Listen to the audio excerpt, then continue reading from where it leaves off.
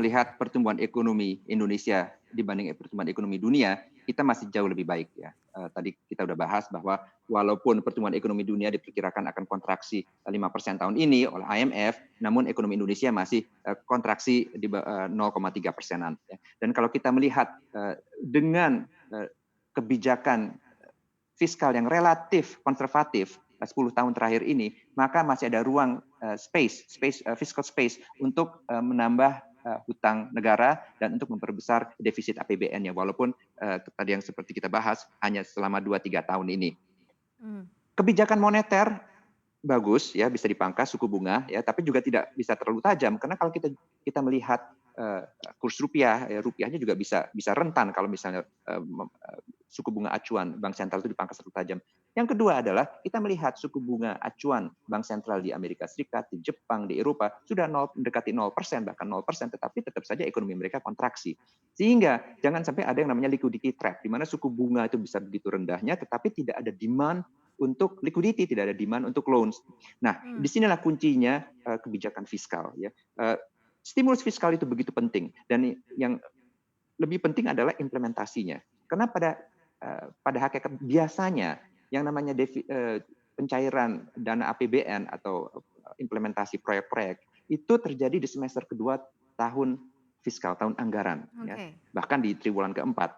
Nah, sekarang yang harus dilakukan adalah bagaimana caranya supaya pencairan dana itu bisa dilakukan di semester pertama, ya, secepatnya. Karena yang penting adalah dampak terhadap masyarakat. Ya. Jadi kita bisa saja memiliki defisit APBN yang diperlebar ke 6% dari PDB. Kita bisa saja melakukan front loading dalam pembiayaan defisit APBN tersebut. Namun jika dana tersebut dan yang kita galang dari pinjaman tersebut kasarnya hanya diparkir di bank sentral atau di perbankan dan tidak cair, tidak berdampak ke masyarakat, maka dampaknya juga sangat terbatas. Sekarang yang penting itu adalah dampak.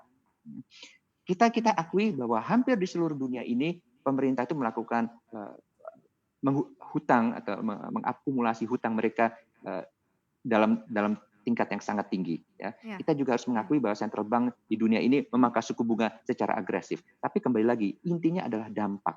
Ya. Kalau kita melihat yang quantitative easing, ya, pencatakan uang di dunia ini oleh negara G7, ya, diperkirakan tahun ini aja ada 6 triliun dolar, kira-kira 7% dari PDB 2019 yang akan disuntik ke ekonomi dunia.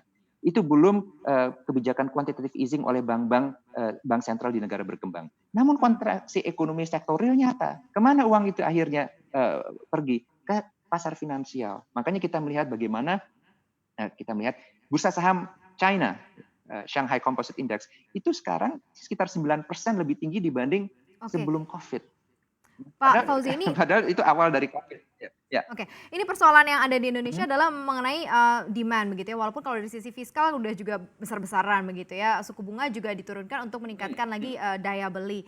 Terus kemudian perbankan juga diminta untuk kucurkan kredit supaya pertumbuhan istilahnya usaha kecil menengah itu juga ada begitu ya, terus bergeliat. Tetapi demand kebutuhannya belum muncul begitu ya. Masih banyak yang takut untuk melihat kondisi seperti ini. Nah, ini seperti apa Pak Fauzi Anda melihatnya? Di tengah kondisi belanja pemerintah juga nih yang masih minim. Demand tersebut terbatasi karena kebijakan social distancing dan urban lockdown. Jadi bagi pemerintah untuk membangun proyek-proyek besar, gitu, sementara ada kebijakan social distancing dan lockdown juga susah. Ya. Walaupun dananya, anggarannya sudah disiapkan. Jadi sekarang yang penting adalah bantuan langsung tunai ke masyarakat miskin dan buruh yang baru kena PHK. Sehingga daya beli mereka itu terdukung. Ya. Karena kalau kita bicara aktivitas ekonomi normal dengan adanya social distancing dan urban lockdown itu susah dilakukan. Seberapa tajam suku bunga mau dipangkas, seberapa besar defisit APBN mau dipompa, tapi kalau misalnya aktivitas ekonomi dibatasi oleh otoritas kesehatan, maka stimulus fiskal dan moneter ini relatif tumpul gitu, dibanding di tahun 2008-2009 misalnya. Oke.